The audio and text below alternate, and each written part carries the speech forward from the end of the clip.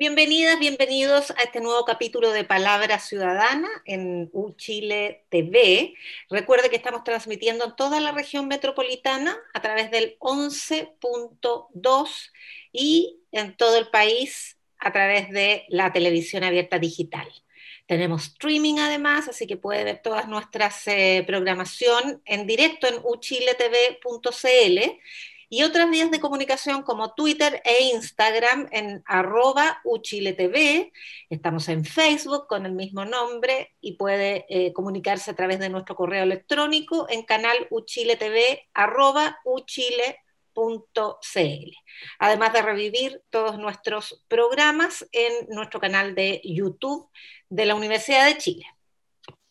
Y estamos entrando en un nuevo ciclo de conversaciones. Durante todo este mes vamos a charlar con distintos convencionales constituyentes para conocer, comprender mejor el trabajo que están realizando, bastante intensivo, parece. Así nos dice nuestro invitado hoy día, Ignacio Achurra. Bienvenido, Ignacio, ¿cómo estás? Muy bien, Yasna, encantado de estar conversando contigo y además en los medios digitales de Radio Universidad de Chile, que le tengo tanto aprecio y cariño, y TV, entiendo, U de Chile, así que encantado. Actor, dramaturgo, director de teatro, estás representando el Distrito 14 de Alhué, Buin, Calera de Tango, Paine, Curacaví, El Monte, ¡oh, qué grande! Isla del Maipo, 14 San comunas, Bernardo, María Pinto, Melipilla y Padre Hurtado. Por la lista Apruebo Dignidad, militante de Convergencia Social, uno de los partidos del Frente Amplio, un veterano para los estándares de edad, 42 años, para los nuevos estándares de edad de las autoridades políticas. así No, es. súper joven. Y parte de la compañía de teatro La Patriótico Interesante, también profesor universitario y magíster en artes. A ver, Ignacio, ha partido una nueva etapa, hace un rato ya, pero el ciclo se verifica a partir de la elección de la nueva mesa directiva, que tuvo sus bemoles, ya se ha analizado, pero me interesa partir conociendo desde tu perspectiva esta etapa, en qué está la convención, cuáles son los procedimientos que se ha fijado para ir ya escribiendo, entrando al fondo. Tú estás Sí, en la mira, comisión. sobre sistemas de conocimientos, cultura, ciencia, tecnología, artes y patrimonio. Soy coordinador junto a Cristina Dorador, una fantástica científica del norte. Ya, vamos a los procedimientos. Aquí está. Está Mira, adelante. efectivamente se cumplió un primer ciclo de la Convención Constitucional, ¿no? Yo diría que ese primer ciclo estuvo marcado por dos momentos. El proceso de instalación. Hay que recordar que aquí nosotros llegamos a ejercer en una institucionalidad que no existía, ¿no? Es decir, había que empezar a trabajar a la vez que construíamos y le dábamos forma a una institucionalidad que no tenía desde los procedimientos más básicos de funcionamiento, las inercias propias de una institución hasta el personal, ¿no? Y eso fue un momento que guiaron y condujeron de manera muy eficiente, a mi modo de ver, Elisa Loncón y Jaime Baza, nuestro presidente y ex vicepresidente, y eso fue como la primera parte, ¿no? Y luego, algo que yo sé que a la gente a veces le cuesta un poco entender, que es que eh, nosotros teníamos que poner las reglas del juego para poder escribir las normas constitucionales, ¿no? No hay un procedimiento estándar. Y parte de la autonomía que tenía esta convención constitucional decía que precisamente nosotros debíamos definir las reglas del juego. ¿Cómo escribimos normas constitucionales? ¿Cómo se delibera? ¿Cuáles son los límites, los marcos, los tiempos, etcétera? Y eso es lo que se sintetizó a partir de 4 reglamentos. Entonces, estuvimos un tiempo considerable escribiendo propuestas de normas reglamentarias que constituyeron estos 4 reglamentos. Esos reglamentos se establecieron en el mandato de funcionamiento en adelante, que yo diría que tiene como 2 ámbitos. Uno, el de participación popular, que incluye desde las posibilidades de propuestas de iniciativas de norma popular constituyente, que son estas que la ciudadanía sube a la página web y va a buscar 15.000 patrocinios vía clave única para poder ingresarla como mandato a discutir por la convención. Otros mecanismos de participación, como son las audiencias públicas de los constituyentes en terreno, la posibilidad de hacer cabildos autoconvocados, que luego las definiciones de esos cabildos se suben a la convención, etc. Y otro carril que va en paralelo y dialogando todo el tiempo, tiene que ver con el ejercicio legislativo de construcción de propuestas de normas constitucionales por parte de los propios constituyentes. Y en eso estamos ahora, entramos a este momento en que todo lo que hemos trabajado, digamos, empieza a consolidarse en propuestas de normas constitucionales, que son, para que la gente lo entienda, digamos, párrafos de lo que va a ser el texto de la nueva Constitución, que puede ser desde artículos, digamos, más algún principio que se va a otra comisión. O sea, la norma constitucional puede ser como un cuerpo, ¿no? Con 10 artículos, o puede ser un concepto súper simple que entre como inciso directo a una comisión. Ese es el proceso en el que estamos actualmente. A ver, tratemos de ir explicando bien ciertos conceptos que se ha dado la convención para su funcionamiento, porque por un lado tenemos hasta fines de enero estos plazos para las iniciativas populares de norma, que requieren 15.000 patrocinios, ¿verdad? Y que al obtener eso tienen que ser discutidos por cada comisión en estos llamados plenos deliberativos para la votación de norma. ¿Están en eso entonces, los plenos deliberativos para votación de norma? No, ahora, mira, voy a hacer una síntesis que creo que es súper clara y que se le ha explicado a mucha gente y creo que funciona. El sistema funciona de este modo. Hay una ventanilla única para ingreso de propuestas de normas constitucionales. Estas pueden ser normas que vengan de las iniciativas populares, que se cierran las firmas hasta el 1 de febrero, es decir, el 2 de febrero vamos a ver cuáles alcanzaron las firmas y van a entrar por esta ventanilla única, o propuestas de normas constitucionales que elaboramos los constituyentes, que deben ingresar con 8 patrocinios de constituyentes. Una vez que ingresa la propuesta de norma, esa llega a la mesa directiva. La mesa directiva, junto a la Secretaría Técnica de la Convención, analizan los aspectos formales de admisibilidad. ¿Ya? Una vez cumplidos los aspectos formales de admisibilidad, es decir, que la norma viene además con un informe que da cuenta de su objetivo, de su recorrido, de su sentido, etcétera, etcétera, la mesa decide a qué comisión se va. Hay 7 comisiones y dice, no, esto va a principio. Es un principio de la República, entonces va a la comisión de principio. No, esto toca temas de derechos culturales, por lo tanto va a la comisión 7. Y se envía a la comisión. Luego, la convención da cuenta en el pleno, es decir, se ingresaron todas estas normas, esta se envió a la comisión tanto, esta se envió a la comisión tanto. Y el pleno tiene la posibilidad, un constituyente, de decir, yo no estoy de acuerdo que se haya ido a esa comisión, creo que se debe ir a esta otra. Si se acoge esa propuesta, el pleno tiene un momento para deliberar, 5 minutos por cada lado, para decir, no, yo creo que se debe mantener en la comisión que se fue o se debe ir a la otra comisión que está observando el constituyente. Esos son los plenos deliberativos. No, esos son los plenos de presentación de normas. De presentación de normas. Se discute y se vota. Y por mayoría simple, el pleno decide si acoger la objeción a la decisión que había tomado la mesa o no. Si se queda en la comisión que le había mandado a la mesa o a la que esté llegando el constituyente. Ahora, la comisión. Yo, coordinador de la comisión, recibo esas propuestas junto al secretario y decimos, ya, llegaron esta cantidad de propuestas. Y aquí viene el proceso de lo que se llama el flujo de normas en la comisión. Llega la propuesta se presenta en la comisión. El autor de la norma dice, oye, mira, mediante un procedimiento en nuestra comisión nos damos 20 minutos, tú puedes acompañarte de expertos, y dice, esta norma tiene este sentido, persigue esto, no sé qué. Otra persona dice, esta otra norma ingresó con este objetivo. Luego se vota en general en la comisión. ¿Cuáles normas se admiten a trámite? Hay 3 propuestas de normas de derechos culturales, por ejemplo, la 1 no nos gusta, chao, no se aprueba en la comisión, no se tramita. Y la 2 y la 3 sí.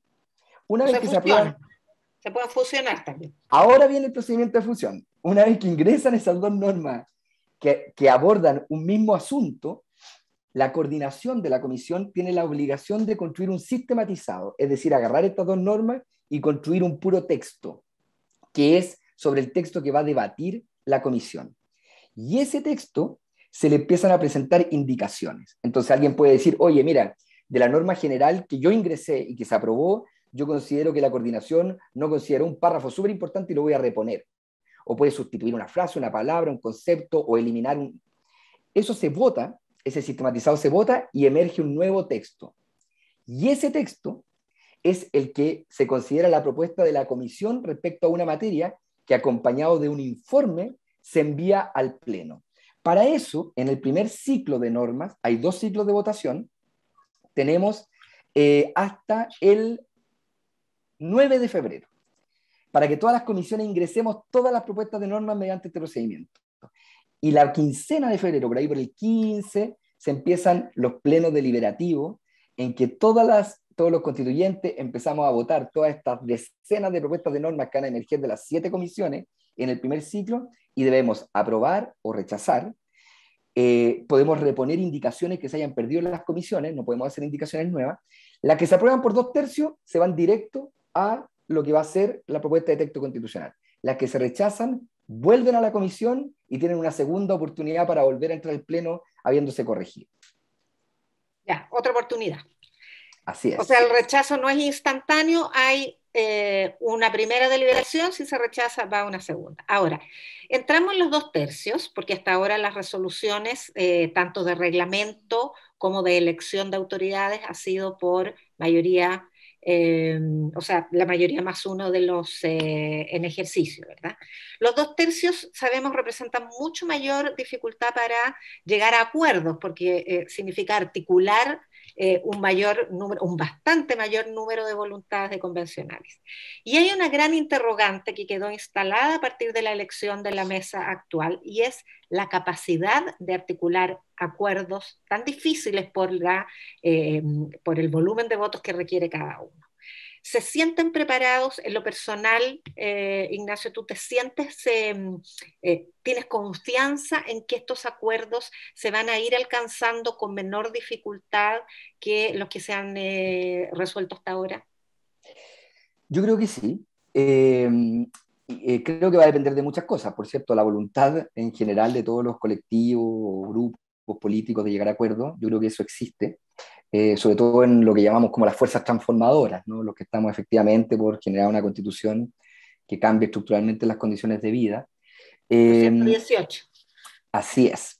Ahora, son escenarios muy distintos, ¿eh? Lo de la elección de la, de la presidencia y la vicepresidencia tienen un sistema, nosotros definimos un sistema que es el sistema papal, que es un sistema, o sea, es un sistema que te obliga a generar estos espacios de deliberación y de búsqueda de consenso. Si nosotros hubiéramos tenido una votación simple, en que el que saca la mayoría simple gana, se hubiera resuelto en una primera ronda y la vicepresidencia también en una primera ronda. Bueno, la vicepresidencia se resolvió en una primera ronda, ¿no?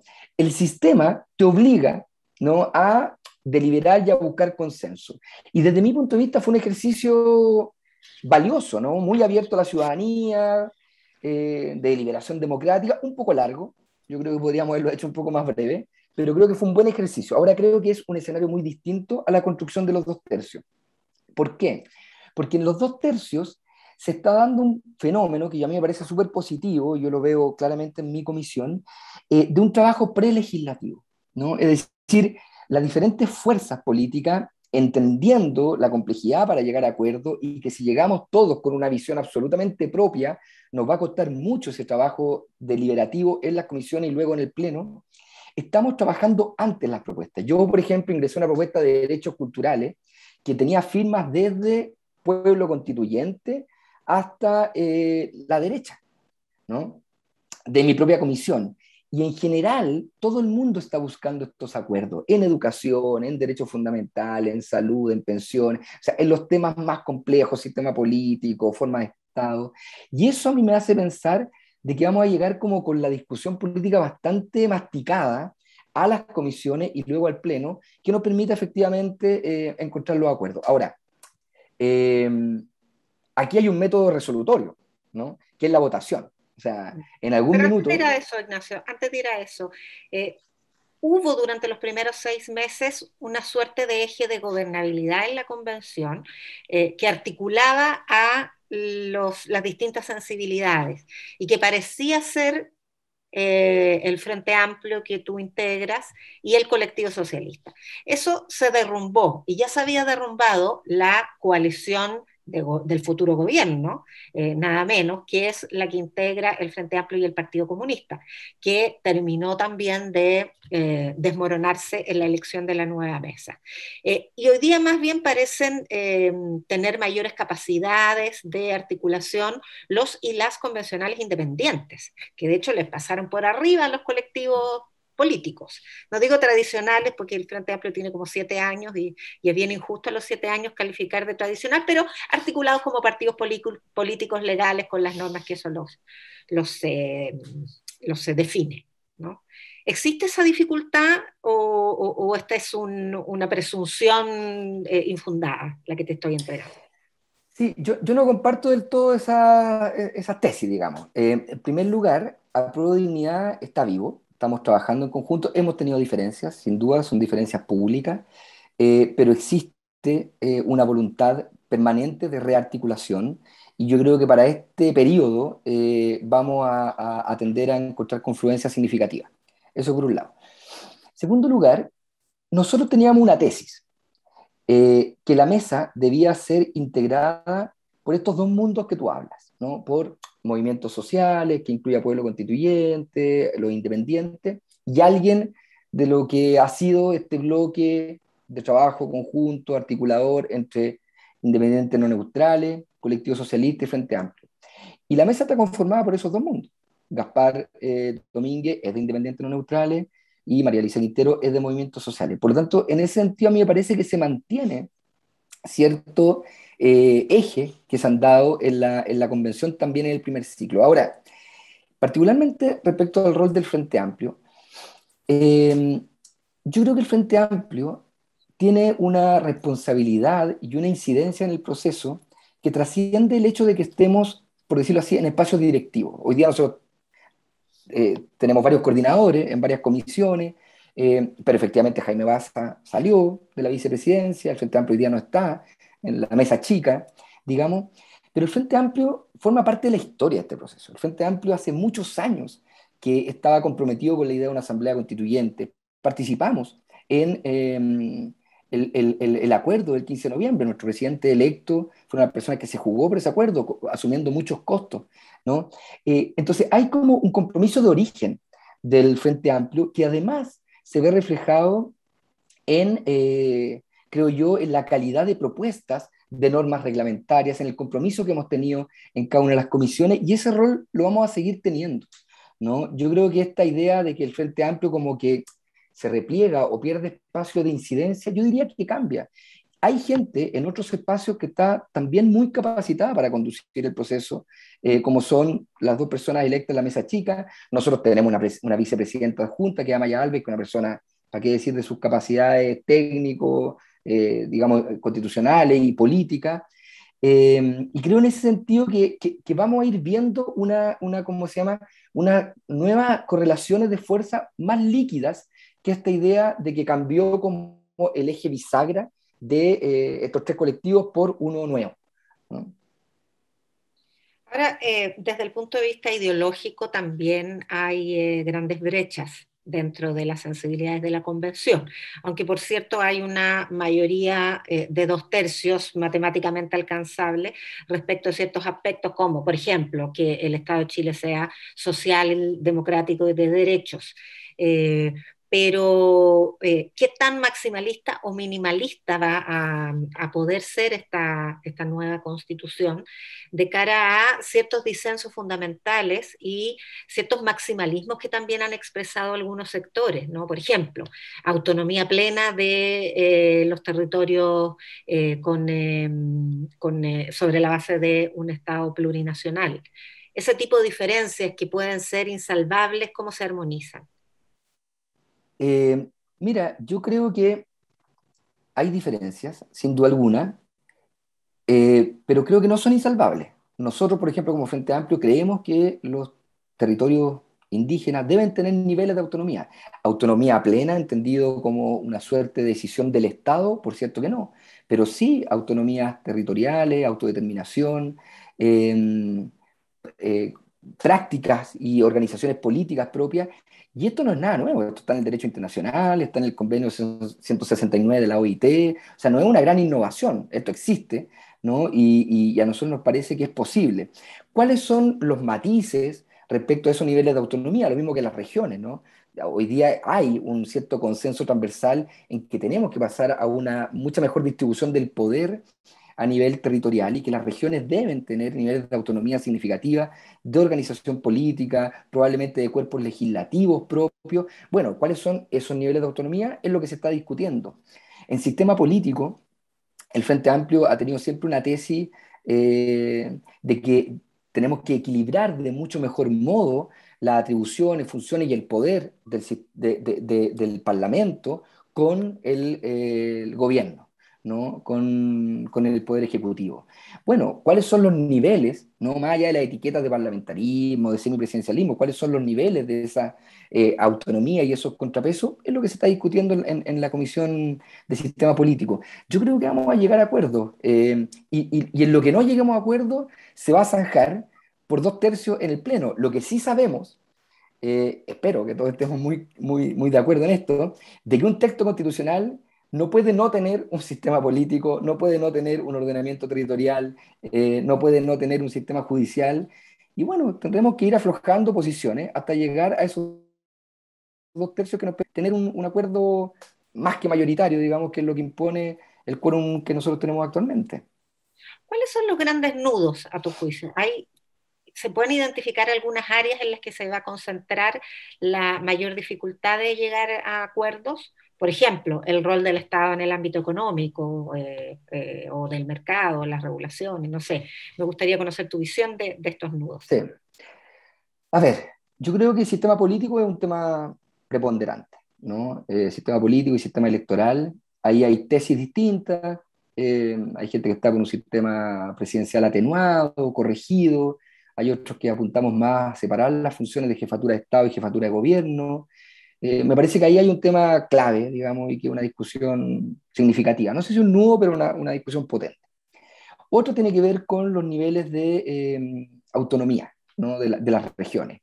También hay visiones que van desde el Estado unitario hacia el Estado regional, y hay visiones que van desde cuestiones muy autonómicas, como que las regiones tengan, por ejemplo, sistemas judiciales propios, ¿no? Hasta niveles de autonomía. O sea, creo que ahí también hay un espacio de discusión significativo. Me parece que la justicia constitucional también es un tema eh, denso y complejo, ¿no? Es decir, va a ser el sistema de control constitucional. Nosotros estamos por la eliminación del Tribunal Constitucional y llevar esto a una sala especial de la Corte Suprema. Ahí hay también matices de cómo debiera darse esto. La designación de los jueces, el sistema de designación de jueces, es un tema complejo, pero me parece que hay bastante acuerdo ya de que tiene que haber un órgano autónomo propio de los jueces, único para la designación. Y por último, creo que uno de los temas súper sensibles va a ser esta relación entre derechos de la naturaleza, protección medioambiental y modelo de desarrollo, ¿no? Y la incidencia del Estado, por tanto, en la economía. Creo que ahí va a haber un tema súper sensible, porque da cuenta de probablemente el desafío más grande que nosotros tenemos como generación, que es la crisis climática, y por otro lado, la necesidad de tener crecimiento y desarrollo económico que nos permita atender las muchas deudas de orden social que tiene el país. Ignacio Achurra, actor, dramaturgo, director de teatro, representante del Distrito 14, militante de Convergencia Social. 1.000.000 de gracias por ayudarnos a ir desentrañando este trabajo tan relevante que se está haciendo en la Convención Constitucional y los distintos bemoles que estamos presenciando, Ignacio. 1.000.000 de gracias. No, muchas gracias a ti, Yana, y a la Universidad de Chile por estar siempre colaborando y comprometidos con acercar este proceso a la ciudadanía. Así que muchas gracias. Muy bien, que tengas buenas tardes. Igual a ustedes.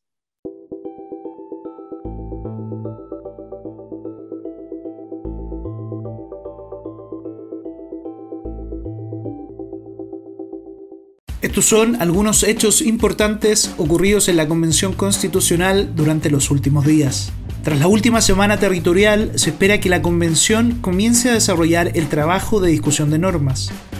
Además, la participación ciudadana sigue siendo un elemento central de este proceso, ahora con la ejecución de los cabildos constituyentes. Existen dos tipos, los cabildos autoconvocados y los comunales. Los primeros son instancias donde cualquier persona o grupo de personas de entre 4 y 6 participantes pueden abrir una instancia de diálogo virtual para abordar un tema constitucional, mientras que los segundos son instancias convocadas por la Convención. Para el primer caso, la iniciativa Tenemos que hablar de Chile lanzó una plataforma digital para almacenar todos los insumos en contenidos que salgan de estos encuentros. Y personas de todo el país podrán conectarse a debatir acerca de descentralización, equidad de género, plurinacionalidad, derechos y deberes y varios otros temas de interés. Luego, todas estas conclusiones serán sistematizadas y entregadas a la Convención para aportar al debate y al desarrollo de las normas constitucionales. La nueva presidenta de la Convención, María Elisa Quinteros, mencionó como uno de sus ejes centrales para los 6 meses que restan de trabajo las comunicaciones. El objetivo es transmitir de mejor forma a la ciudadanía el desarrollo del proceso constituyente, sobre todo considerando que durante las próximas semanas se abre una etapa clave, que es la deliberación y votación de las primeras normas. La Comisión sobre Sistema Político, Gobierno, Poder Legislativo y Sistema Electoral fue la primera en cerrar, el viernes 14 de enero, la presentación de normas impulsadas por las y los convencionales, a la espera, eso sí, de completar el proceso con la presentación de normas populares, plazo que expira el próximo 1 de febrero. El cronograma implica que se haga el análisis de admisibilidad, que se haga la distribución de la mesa. Nosotros vamos a continuar con las audiencias públicas que nos restan. Luego viene la presentación de las normas declaradas admisibles y distribuidas a nuestra comisión. Luego de ello, la presentación en general de cada uno de los autores de estas iniciativas y para terminar el día 27 con la votación en general. 10 fueron las normas ingresadas y se orientan a establecer las bases del sistema político que quedará establecido en el nuevo texto constitucional, estructura del Congreso, tipo de régimen de gobierno, duración de los periodos presidenciales, entre otros asuntos. El tema de paridad está presente en la mayoría de las propuestas. En la mayoría también está presente un periodo presidencial. Todos parten de una base presidencial, después lo interpretan de diferentes formas. Un periodo presidencial de 4 años con una reelección, esa es la mayoría. Muchos casos de vicepresidente, todos ellos en fórmula paritaria, y también una figura de jefe de gabinete o ministro de gobierno. Y ya hay algo más o menos definido. Se descarta la opción de avanzar hacia un régimen parlamentario, pues ninguna de las normas ingresadas lo planteó. Ahí estaba este resumen de lo que ha sucedido en la Convención Constitucional en estas últimas semanas. Así que, bueno, ahora vamos a seguir conversando en nuestro canal de la Universidad de Chile con un nuevo invitado. Él es Tomás Laibe, uno de los 5 nuevos vicepresidentes de la mesa directiva ampliada de la Convención Constitucional. ¿Cómo estás, Tomás? Bienvenido, buenas tardes. Hola, un gusto saludarte, Yanna. Muchas gracias por la invitación y por el espacio también para hablar de la Convención. No, gracias a ti. Él es cientista político, activista LGBTIQ+, representante del Distrito 27, que entre otras comunas incluye Aysén, Tortel, Coyhaique, etc. Miembro de la lista del Apruebo, militante del Partido Socialista, 30 años de edad, egresado de la Universidad Diego Portales y se ha desempeñado hasta ahora como asesor legislativo en su condición de cientista político. Bienvenido de nuevo, Tomás, y voy a la primera pregunta respecto de las disidencias sexuales, porque hubo un debate muy interesante antes de la elección de la nueva mesa directiva a propósito de una reflexión del convencional Esquela y de la elección del nuevo vicepresidente, quien reivindicó esa denominación. Más allá del concepto, me gustaría saber de qué manera se incorporan los derechos de las diversidades en la nueva Constitución.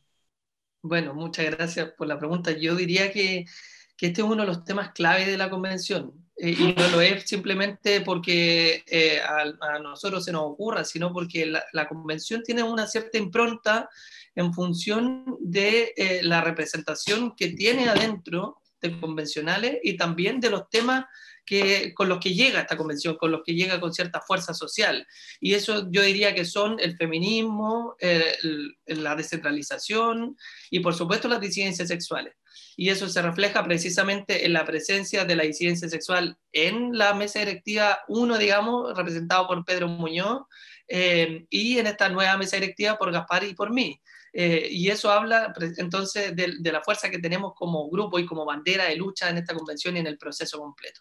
Eso como primera cosa. En segundo lugar, yo diría que esta representación política también habla de algo que está pasando en la sociedad, que se están ampliando los espacios políticos en el Congreso. Tenemos 4 diputadas disidentes por primera vez, core en todo Chile también, y eso no solamente ocurre a la disidencia sexual, sino que a los grupos históricamente excluidos, los pueblos originarios, las personas en situación de discapacidad, que están entrando con fuerza a la política, ganando espacio en la institucionalidad.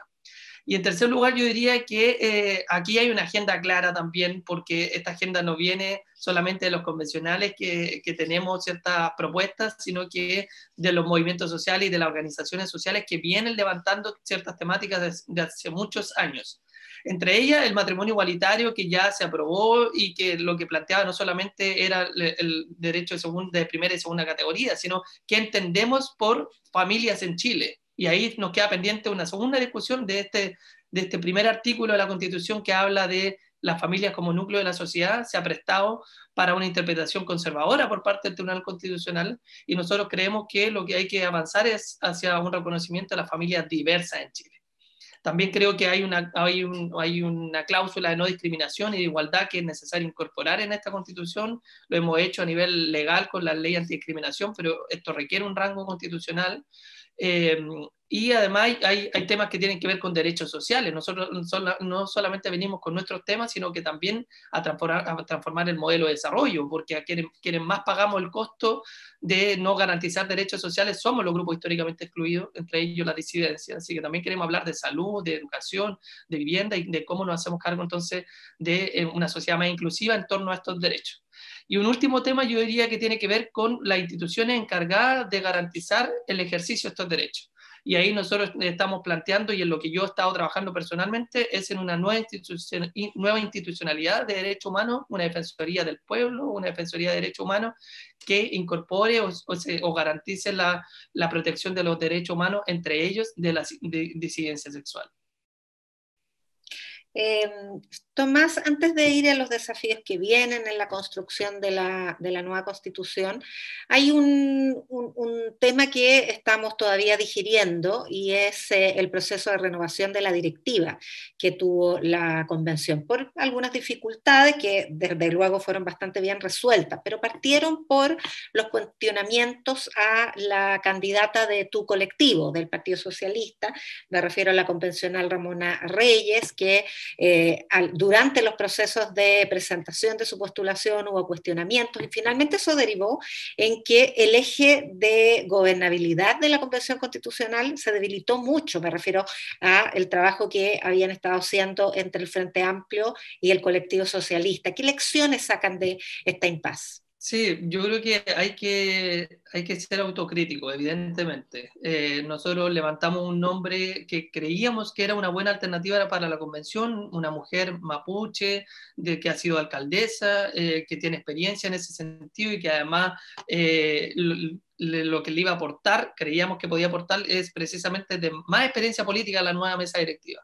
Pero fallamos en ponderar que habían ciertas acusaciones que, a pesar de que nosotros creíamos que no correspondían a delitos de corrupción o a delitos graves, sí, efectivamente creo que la ciudadanía tiene una línea roja que ha trazado y que nosotros también tenemos que cumplir respecto a que no tenemos que sembrar ninguna duda en las personas que están dentro de la convención y especialmente en la mesa directiva. Entonces nosotros asumimos esa crítica y por eso lo que hicimos fue rápidamente bajar el nombre de Ramona y ponernos a disposición de los colectivos para buscar una dupla y un nombre de consenso en el que no estuviera el colectivo socialista y nosotros simplemente apoyáramos a otro nombre. Yo creo que en la primera lección de esta convención y de esta elección. Pero en segundo lugar, yo diría que nosotros con el Frente Amplio y con Independientes No Neutrales tenemos coincidencias programáticas y coincidencias en términos de cómo entendemos que se ejerce la política y cómo creemos que debe ser este proceso constituyente. Entonces, a pesar de los traspiés que podamos haber tenido en esta elección, creo que eso no significa en absoluto que este entendimiento se ponga en cuestionamiento, porque nosotros estamos trabajando juntos en normas constitucionales, estamos trabajando juntos en dibujar la nueva constitución en su conjunto y cómo creemos que todas estas normas se comunican entre sí y garantizan entonces esta transformación social en la que creemos profundamente. Así que más que poner en duda esto, yo creo que lo que nos sirve es como lección para profundizar este entendimiento con estos dos colectivos que menciono y además ampliar ese entendimiento hacia las otras colectividades como Movimientos Sociales, Chile Digno y los otros colectivos que nosotros creemos que están en esta misma vía de transformación. Tomás, como vicepresidente adjunto, también parte, por lo tanto, de la mesa ampliada de la Convención Constitucional. ¿Cómo ha sido esta etapa de instalación? ¿Cómo se ha dado el fiato entre los miembros de la mesa? ¿Qué expectativas tienes de la conducción de la parte más relevante del trabajo que tiene la Convención? Sí, hasta ahora hemos tenido una súper buena relación. Creo que tenemos una presidenta que fue bien elegida en el sentido que es un hombre de consenso, que tiene un perfil muy dialogante y que se ha notado en las primeras reuniones de la mesa porque lo que busca es, incluso en decisiones que son difíciles, busca obtener la opinión de cada uno de los integrantes de la mesa para así tomar una decisión como colectivo. Y eso ya es una buena noticia porque implica esta mesa directiva se creó de forma ampliada precisamente para garantizar la pluralidad de visiones que tiene la convención y eso permite a su vez entonces generar un mejor ambiente para el entendimiento en torno a las normas constitucionales. Así que creo que las luces de las primeras señales de esta mesa son buenas, especialmente de la conducción de María Elisa Quintero. Y creo que los desafíos que tenemos también están claros en torno a algunos de los déficits que hemos diagnosticado sobre estos 6 meses. Uno, en términos comunicacionales, la convención tiene que fortalecer su capacidad comunicacional, informar qué es lo que estamos haciendo, qué es lo que se debate. Está las iniciativas populares de norma funcionando, hay más de 9 iniciativas que han alcanzado las 15.000 firmas y más de 1.000 que están ahí esperando patrocinio y la ciudadanía probablemente le falta información al respecto. Entonces, ese es uno de los grandes déficits que hay que corregir y que creo que estamos ya trabajando en eso. Tuvimos reunión con la Secretaría de Comunicaciones y hay una estrategia comunicacional que se está implementando y fortaleciendo. Y además creo yo que el déficit político, en el sentido que la primera mesa enfrentó otros desafíos de instalación y probablemente se dejaron de lado cierta impronta política que había que tener en torno a un mejor entendimiento entre los colectivos de la convención, generar espacios institucionales también para ese entendimiento y también el entendimiento que tiene que tener la convención hacia afuera, con las asociaciones gremiales, con las organizaciones sociales, con los sindicatos, con la ciudadanía en general y también con los poderes constituidos, que no solamente tienen que ir a una audiencia a dar su opinión, sino que tienen que ser parte activa en la construcción de las normas constitucionales. Porque si nosotros vamos a rediseñar el Poder Judicial, el régimen político, ellos probablemente tienen algo que decir al respecto. Entonces nosotros queremos que ellos sean parte también de ese rediseño institucional y de estas transformaciones que estamos impulsando.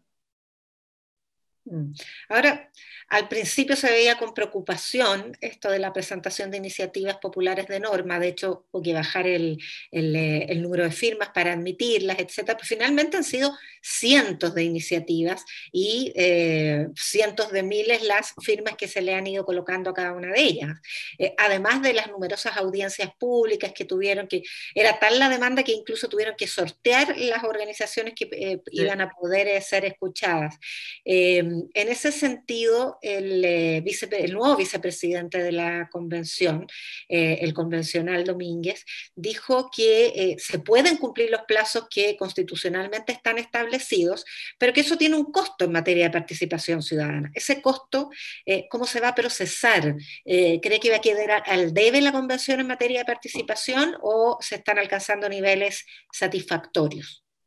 Mira, bueno, primero solo una pequeña aclaración, no bajamos la firma, esa fue una discusión que se planteó, pero finalmente se decidió mantener, precisamente porque hemos tenido iniciativas que han alcanzado las firmas. Y de hecho, la última iniciativa que tenemos fresquita es la de cannabis, que en 24 horas alcanzó y ya tienen más de 20.000 firmas. Entonces, lo que habla eso es de que cuando tú tienes una iniciativa que tiene una organización social detrás, que es capaz de generar articulación en la ciudadanía, difundir, esas iniciativas logran la meta. Entonces, el déficit que en el fondo tiene la convención, cuando lo complementa una organización social y la ciudadanía organizada, podemos ocupar este mecanismo y por lo tanto le hace sentido a la ciudadanía. Entonces yo creo que en el fondo lo que nos queda en los 20 días que nos quedan de este mecanismo es darle más a la comunicación, difundir más el mecanismo, atraer más a las organizaciones sociales para que ellas mismas trabajen en conjunto en la difusión.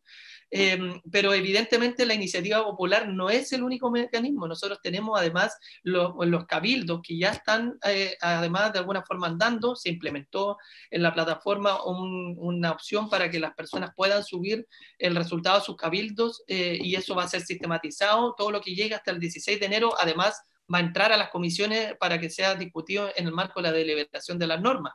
Lo que entre después también va a entrar, pero en un periodo posterior.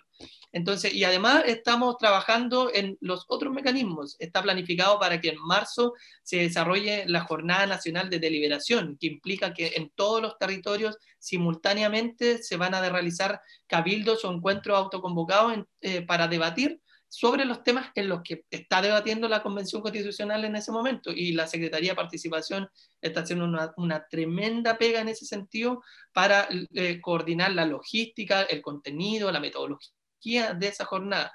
Entonces yo tengo más expectativas, soy mucho más optimista respecto a esto. Creo que se ha estado trabajando. Lamentablemente en la convención tuvimos que levantar esto desde nada, y por lo tanto los tiempos que se ha tomado en la Secretaría y la Comisión para levantar estos mecanismos no necesariamente han ido con los tiempos de la convención, porque estamos ya 6 meses y ahora recién están empezando a salir los mecanismos que se diseñaron hace 3 meses en el reglamento. Entonces, esos tiempos nos han afectado y por eso que hubiéramos esperado el apoyo del gobierno para poder haber salido con todo esto antes, en los tiempos que correspondían. Pero creo que de todas maneras vamos a salir bien, vamos a poder generar más espacios para que la ciudadanía participe. Y creo yo que está todo más pensado dentro del mismo cronograma que ya tiene la Convención Constitucional. Entonces vamos todavía en los plazos, y yo solo espero que fortalezcamos esto que te decía antes, el tema comunicacional, para que la ciudadanía se entere de todos estos mecanismos que van a estar disponibles y evidentemente que se involucre en ellos. Ahora, hay por una parte cierto temor, ciertas aprehensiones respecto a la posibilidad de alcanzar acuerdos con quórums tan ambiciosos como el de 2/3, ¿verdad? Que pueden derivar finalmente en que se entraben algunas propuestas. Y por otro lado, hay iniciativas populares de norma que son completamente contradictorias. Estoy pensando en el aborto, que por un lado se presenta una iniciativa para establecer y consagrar los derechos sexuales y reproductivos, incluyendo el derecho a, por lo menos, despenalizar el aborto, legalizarlo. Y por otro lado, hay una iniciativa popular, igualmente popular, en el sentido de gran cantidad de firmas, pero que establece todo lo contrario, el derecho a la vida y considerar como vida humana desde el momento de la concepción. Entonces, ahí, ¿cómo se resuelve una contradicción tan fundamental como esa? Que puede ser emblemática de otras, ¿no? Sí, es que yo tengo una interpretación diferente, en el sentido que creo que esa es una contradicción virtuosa. Porque la norma, entendamos esto, ¿cómo se construye la norma constitucional? El texto se construye de 2 formas. Los convencionales presentamos iniciativas respecto a los temas que a nosotros nos interesan o los temas de nuestra comisión, y eso entra a la comisión. Y la segunda forma de creación de normas son las iniciativas populares de norma que alcancen las 15.000 firmas, ¿no es cierto? Ambas, iniciativas convencionales e iniciativas populares de norma, van a entrar a la deliberación de las comisiones temáticas y luego de los plenos. Y lo que va a pasar ahí, tanto en la iniciativa de los convencionales como la de los populares, es que van a haber iniciativas que son contradictorias. ¿Por qué? Porque dentro de la convención y en la sociedad hay visiones que son contradictorias. Hay gente que quiere proteger la propiedad privada sin ningún tipo de matiz, y hay otros que creemos en la función social de la propiedad privada. Y lo que va a ocurrir entonces es que estas propuestas tienen que entrar a la deliberación y por lo tanto a un debate profundo, tanto de los convencionales con la ciudadanía, en estos cabildos también que se desarrollan en paralelo, donde vamos a tener que ver cuál es la mejor opción para el país y cuál es la que le hace más sentido a la sociedad que estamos construyendo y que queremos proyectar con esta nueva constitución. Y luego va a ocurrir la votación, donde se van a imponer o van a regir las mayorías que la ciudadanía eligió en esta convención constitucional. Entonces yo creo que al revés, yo espero que todas las iniciativas populares A, B, C, D y de todos los colores posibles entren a la convención para que tengamos el reflejo de todas las opiniones y visiones que están en la sociedad y en base a esas visiones podamos deliberar y votar. Yo creo que eso es lo que espera la ciudadanía, que exista que las posiciones por fin se pongan sobre la mesa y que no tengamos estos consensos como de papel, que no sabíamos de dónde venían, sino consensos construidos en base al contraste de las posiciones políticas que tiene cada uno. Una de las prioridades que planteó la nueva presidenta bueno, ya no tan nueva, de la Convención Constitucional, María Elisa Quinteros, es, bueno, además de las comunicaciones, el plebiscito de salida, porque todo esto se elabora, se vota, se delibera, etcétera, buscando mecanismos de participación ciudadana como los que han existido, pero luego se convoca un plebiscito en que la ciudadanía toda, además con voto obligatorio, tiene que pronunciarse si acepta o rechaza esta propuesta. Y eso requiere difusión, requiere persuasión. ¿Qué desafíos ves tú respecto de esa tarea que le quedan ya no tanto, hace 6 meses nomás? Sí, evidentemente algo que nos preocupa a todos y a todas, en el sentido de que no queremos construir solamente una nueva constitución que, aunque sea la mejor del mundo, no le haga sentido a la ciudadanía y que por lo tanto el plebiscito sea desfavorable. No, nosotros tenemos que construir por eso es tan importante este proceso anterior, para que el proceso de deliberación y de votación sea abierto y transparente a la ciudadanía y no sea solamente los convencionales los que decidamos de los temas, sino que la ciudadanía en los mecanismos de participación sean parte también de la deliberación y que tomemos las mejores decisiones posibles en torno a cada una de las normas constitucionales y por lo tanto el plebiscito que tengamos sea un plebiscito mucho más previsible en torno al resultado, pero también tengamos más información respecto a las posiciones políticas de cada convencional, de cada colectividad y de las posiciones que existen en la sociedad. Yo creo que el plebiscito es una buena decisión, una buena medida en el sentido que incluso para las personas que votaron rechazo va a existir una opción al final para decidir finalmente si van a querer la nueva constitución que nosotros vamos a proponer o quieren mantener la constitución del 80. Eso es tremendamente democrático, le da evidentemente a la nueva constitución una segunda instancia de legitimidad e incluso le da una instancia de legitimidad a la actual constitución. Por lo tanto, yo creo que es algo virtuoso para el proceso que yo creo que tenemos que cuidar y trabajar evidentemente para que tengamos la mayor participación en ese proceso de la forma más informada posible. Tomás Laibe, convencional socialista, representante del Distrito 27, cientista político y activista LGBTI+, 1.000.000 de gracias por compartir este programa de Uchile TV con nosotros. Muchas gracias, Yana. Un gran saludo a todos los televidentes. Que tengas muy buena tarde. Chao. Chao. Bueno, y así hemos llegado al fin de esta edición de Palabra Ciudadana en Uchile TV. Queremos recordarle que transmitimos a todo el país por Uchile TV y en la región metropolitana desde el 11.2 de la señal digital. Y hay otras vías para encontrarnos, uchiletv.cl, en Twitter e Instagram nos encuentra como @uchiletv, también estamos en Facebook, puede escribirnos a nuestro correo electrónico canaluchiletv@uchile.cl y también revivir cada una de las ediciones de nuestro programa en el canal YouTube de la Universidad de Chile. 1.000.000 de gracias por compartir con nosotros esta edición de Palabra Ciudadana y que tengan todos y todas muy buenas tardes.